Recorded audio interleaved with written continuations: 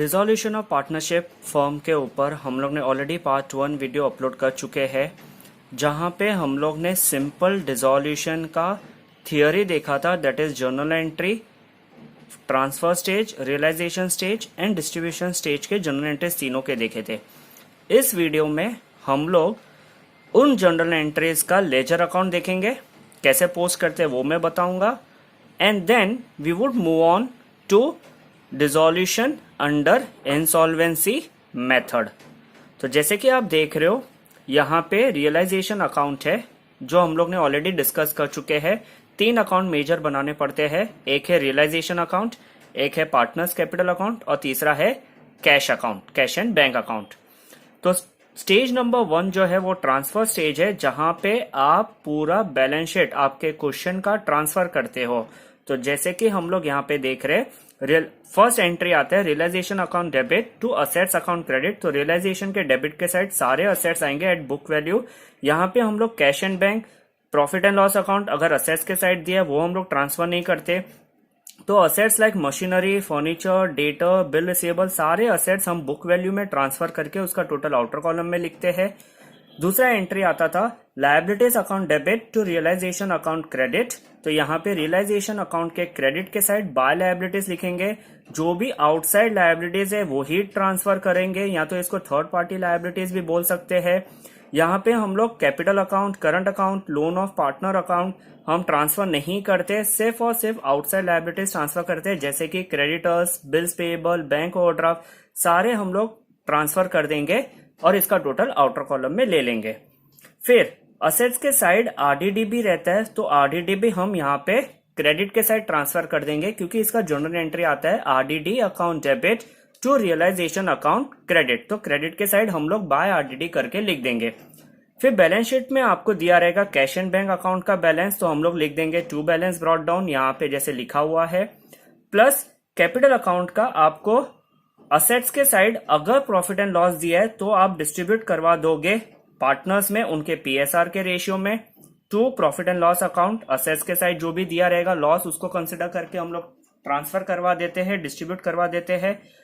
फिर capital account का जो बैलेंस है वो बाय बैलेंस ब्रॉट डाउन हम यहाँ पे लिख देते हैं, और जनरल रिजर्व को भी या रिजर्व फंड को भी हम लोग पार्टनर्स में डिस्ट्रीब्यूट करवा देते हैं उनके पीएसआर में। तो जब आप ये ब्लू इंक से लिखा हुआ चीज ट्रांसफर कर दोगे, that is called as stage number 1 transfer stage. Stage number 2 आता है रियलाइजेशन स्टेज, जहां पे असेट्स एंड लायबिलिटीज को हम लोग पे करते हैं, असेट्स को बेच देते हैं। वो आपके जर्नली एडजस्टमेंट के रिलेटेड पेड है। तो जैसे कि यहाँ पे आप देख रहे हो, हम लोग पहले असेट्स को बेचते हैं, असेट्स को रियलाइज करते हैं, तो उसका एंट्री आता है cash and bank account debit to realisation account credit. तो रियलाइजेशन अकाउंट क्रेडिट के side by cash and bank assets को जो रियलाइज कर रहे हैं उनके जो एग्रीड वैल्यू है, दैट इज आपके एडजस्टमेंट में जो दिया रहेगा वैल्यू, वो ही आप यहाँ पे लिखोगे। सारे असेट्स के नाम लिख के उसका टोटल ले लोगे। एक इफेक्ट रियलाइजेशन के क्रेडिट के side by cash and bank आएगा, दूसरा effect to realisation cash and bank के डेबिट के साइड लिखोगे। कभी कभार पार्टनर्स टेकन ओवर होता है तो हम लोग बाय पार्टनर्स कैपिटल और करंट अकाउंट जो भी अगर रहेगा फिक्स मेथड या फ्लक्चुएटिंग मेथड के ऊपर डिपेंड करता है, असेट्स टेकन ओवर एक इफेक्ट यहाँ पे आएगा। दूसरा इफेक्ट पार्टनर्स कैपिटल अकाउंट के डेबिट के साइड, अगर करंट है तो करंट अकाउंट के डेबिट के साइड आएगा टू रियलाइजेशन, जो भी पार्टनर लेके जा रहा है जितने में एग्रीड वैल्यू है उतना। फिर आता है पेमेंट ऑफ लायबिलिटीज, तो उसका जर्नल एंट्री आता है realisation account debit to cash and bank account credit. यहाँ पे लायबिलिटीज पेड हो जाएगी एग्रीड वैल्यू पे। एक इफेक्ट यहाँ पे आता है, दूसरा इफेक्ट बाय रियलाइजेशन अकाउंट हम कैश एंड बैंक के क्रेडिट के साइड लिख देते हैं। फिर रियलाइजेशन एक्सपेंस पेड है तो realisation account debit to cash and bank account credit, again फिर से हम लोग रियलाइजेशन एक्सपेंस पे कर रहे हैं, और यहाँ पे सेम इफेक्ट ही आएगा, बाय रियलाइजेशन ही लिखा जाएगा अगेन एंड अगेन। लायबिलिटीज भी टेकन ओवर हो सकते हैं बाय पार्टनर्स, तो हम लोग उसका जर्नल एंट्री पास करते हैं realisation account debit to partners capital और current account credit, liabilities taken over at an agreed value.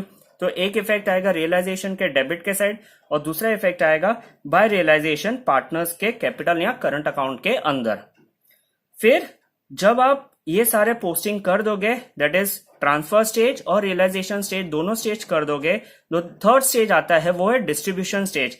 उसमें क्या करेंगे, रियलाइजेशन अकाउंट का टोटल लेंगे, जो टोटल ज्यादा है उस टोटल को हम लोग यहाँ पे लिखेंगे, and then we would balance it out. हम लोग balance out figure find out करेंगे, आइदर आपको लॉस आएगा या तो फिर प्रॉफिट मिलेगा। दैट इज आपका क्रेडिट साइड ज्यादा रहा तो प्रॉफिट मिलेगा, और अगर डेबिट साइड ज्यादा रहा तो लॉस मिलेगा।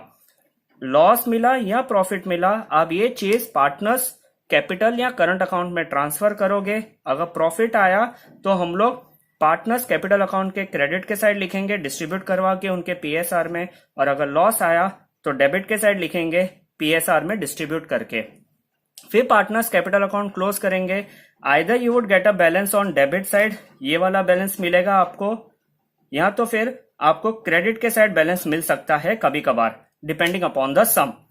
अगर किसी पार्टनर का डेबिट के साइड बैलेंस मिला तो टू कैश एंड बैंक लिखा जाएगा, और अगर क्रेडिट के साइड मिला तो बाय कैश एंड बैंक लिखा जाएगा। इसका दूसरा इफेक्ट आएगा, अगर पार्टनर्स के डेबिट के साइड आएगा तो ऑफकोर्स ही बात है कैश एंड बैंक के क्रेडिट के साइड लिखेंगे बाय पार्टनर्स कैपिटल करके, यहाँ पे हम लोग उसका टोटल लिख देंगे।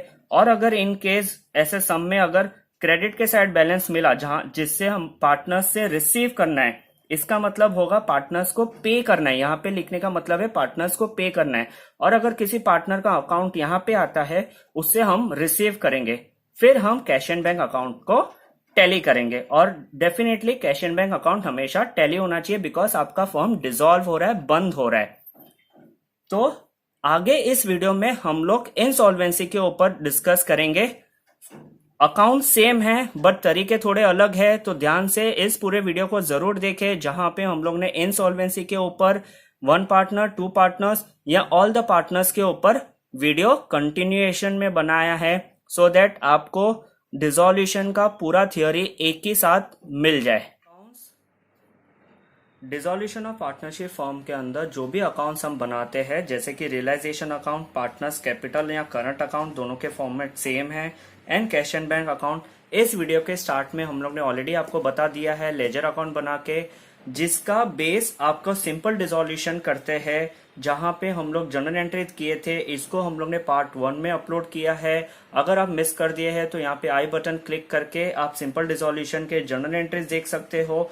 एंड इस वीडियो के स्टार्ट में हम लोग ने इसका लेजर अकाउंट बताया है, और इस वीडियो के कंटिन्यूएशन में हम लोग dissolution under insolvency method for one partner और two partners and all the partners के बारे में डिस्कस करेंगे। तो चलिए देखते हैं dissolution under insolvency for one partner क्या है। डिसॉल्यूशन अंडर इंसॉल्वेंसी में अगर आपके सम में वन पार्टनर इंसॉल्वेंट दिया है या टू पार्टनर्स इंसॉल्वेंट दिया है, तो दोनों का कॉन्सेप्ट सेम है, दोनों का सम सॉल्विंग सेम आता है। सिर्फ आपको ये बात पे ध्यान देना पड़ेगा कि वो फिक्स कैपिटल मेथड फॉलो कर रहे हैं या फ्लक्चुएटिंग कैपिटल मेथड आपको सम में दिया। आप कैसे पहचानोगे? आपके सम में करंट अकाउंट दिया रहेगा। अगर आपके सम में करंट अकाउंट दिया है डिसॉल्यूशन सम के अंदर, तो आप स्टेप ये फॉलो करोगे, पहले आप रियलाइजेशन अकाउंट क्लोज करोगे, इसका जो भी प्रॉफिट एंड लॉस अकाउंट आएगा वो आप ट्रांसफर करोगे पार्टनर्स करंट अकाउंट में। फिर आप करंट अकाउंट क्लोज करके उसका जो बैलेंस रहेगा वो आप पार्टनर्स कैपिटल अकाउंट में ट्रांसफर करोगे, सारे पार्टनर्स का, भले वो सॉल्वेंट पार्टनर्स हो या इंसॉल्वेंट पार्टनर्स हो, आप तीनों पार्टनर्स का या सारे पार्टनर्स का बैलेंस आप current to capital account transfer करोगे।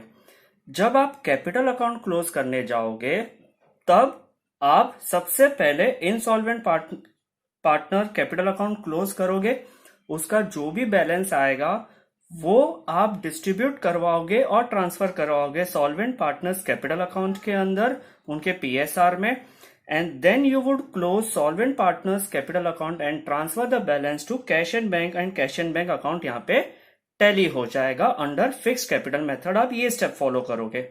और अगर आपका फ्लक्चुएटिंग कैपिटल मेथड है वो तो बहुत सिंपल है, पहले आप क्लोज करोगे रियलाइजेशन अकाउंट, उसका जो बैलेंस आएगा प्रॉफिट या लॉस वो आप ट्रांसफर करोगे पार्टनर्स कैपिटल अकाउंट में। और पार्टनर कैपिटल अकाउंट क्लोज करने के टाइम आप सबसे पहले आप क्लोज करोगे इंसॉल्वेंट पार्टनर्स कैपिटल अकाउंट को, उसका जो भी बैलेंस रहेगा वो आप डिस्ट्रीब्यूट करवाओगे सॉल्वेंट पार्टनर्स कैपिटल अकाउंट में उनके पीएसआर में, and then you would close solvent partners capital account and transfer the balance to cash and bank, and cash and bank यहाँ पे टैली हो जाएगा। इसका जो थियरी पार्ट है वो आप याद रखो, आपको एक तरीका दे रहा हूं, एक टिप दे रहा हूं, वो सिंपल डिसोल्यूशन के जैसे हम लोग को सम करना है। ओनली थिंग इज यहां पे चेंज हो जाता है, जहां पे आप पहले insolvent partners capital account close करते हो, ट्रांसफर करते हो to partners solvent partners capital account में, and then you transfer the balance to cash and bank account.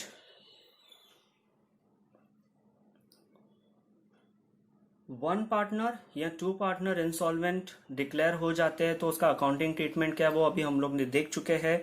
ये पार्ट हम लोग कवर अप करेंगे ऑल पार्टनर इंसॉल्वेंट, जहां पे उनका कैपिटल अकाउंट का डेबिट बैलेंस आ जाता है, या तो फिर इंसॉल्वेंट का मतलब सिंपल रहता है liability is more than the assets. तो इस केस में थोड़ा सा अकाउंटिंग ट्रीटमेंट अलग हो जाता है, तो ध्यान से देखिए। और हाँ, अगर ये पसंद आ जाए तो आप लाइक शेयर या सब्सक्राइब कर अपने सारे दोस्तों के साथ, सो दैट इनको जो कॉन्सेप्ट है वो उनको भी समझ जाए इजी वे में। तो स्टेप नंबर 1 है, याद रखिए, ऑल पार्टनर इंसॉल्वेंट के अंदर ट्रांसफर स्टेज है, जहां पे हम लोग transfer of assets to realisation account करते हैं। सेकेंड आता है जहां पे हम लोग सिंपल डिसोल्यूशन के अंदर ट्रांसफर ऑफ लायबिलिटीज करते हैं, बट ऑल पार्टनर इंसॉल्वेंट के अंदर हम लोग लायबिलिटीज ट्रांसफर नहीं करते। यहाँ पे क्लियरली मैंने रेड लिखा हुआ है, डू नॉट ट्रांसफर लायबिलिटीज। आपको लायबिलिटीज ट्रांसफर नहीं करनी है, बट उसका आपको बुक्स ऑफ अकाउंट्स के अंदर एक अलग से लेजर अकाउंट बनाना रहेगा, open liabilities account, and you need to open the deficiency account, जहां पे आप सारे डेफिशिएंट डालते हुए जाओगे। तो यहाँ पे आपका सेकंड स्टेप जो है, do not transfer liability but you have to open the liabilities account like creditors account, bills payable account, bank overdraft account, जितनी भी आउटसाइड लायबिलिटीज है उसका आप अलग से अकाउंट ओपन करोगे अपने बुक्स ऑफ अकाउंट के अंदर, and then you would open the deficiency account. Third step जो आता है वो रियलाइजेशन स्टेज है, जैसे हम लोग सिंपल डिसोल्यूशन के अंदर भी करते थे। रियलाइज्ड असेट्स, हम लोग असेट्स को बेच देते हैं। Once you realise the assets, यहाँ पे ध्यान से देखना, आपको साइमल्टेनियस क्लोज करते हुए जाना है। सबसे पहले आप क्लोज करना रियलाइजेशन अकाउंट। आप जब रियलाइजेशन अकाउंट क्लोज करोगे, उसका जो भी प्रॉफिट या लॉस रहेगा वो आप डिस्ट्रीब्यूट करवा देना पार्टनर्स कैपिटल अकाउंट के अंदर इन देयर पीएसआर। जब आप पार्टनर्स कैपिटल अकाउंट क्लोज करोगे, उसका जो भी बैलेंस आएगा that has to be transferred to deficiency account. ये हो गया पार्ट 1। पार्ट 2, आप साइमल्टेनियसली क्लोज करोगे कैश एंड बैंक अकाउंट। जो भी कैश एंड बैंक अकाउंट में बैलेंस आएगा, कैश बैंक बैलेंस जो भी आएगा, it has to be distributed among the liabilities in the specific ratio.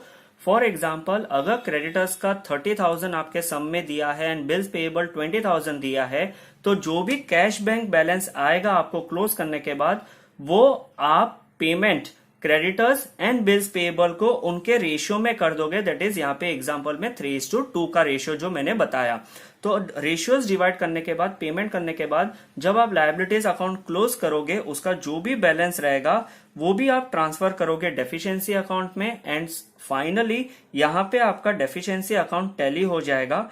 एक पार्ट आपको आएगा पार्टनर्स कैपिटल अकाउंट के थ्रू, उसका बैलेंस लिखेंगे आप डेफिशिएंसी अकाउंट में, एंड दूसरा पार्ट जब cash and bank account close करोगे, उसका ट्रांसफर करोगे आप लायबिलिटीज में।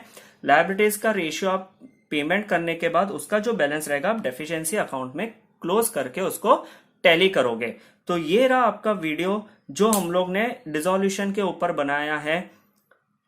हम इसके आगे वाले पार्ट में इसके ऊपर सम भी बनाएंगे। अगर आपको कोई सम में डिफिकल्टी है तो आप प्लीज कमेंट सेक्शन में कमेंट करो कि हम लोग को ये क्वेश्चन सॉल्व चाहिए, उसका मैं आपको सॉल्यूशन दे दूंगा हमारे लैंग्वेज में, इजी लैंग्वेज में, जो आपको समझेगा।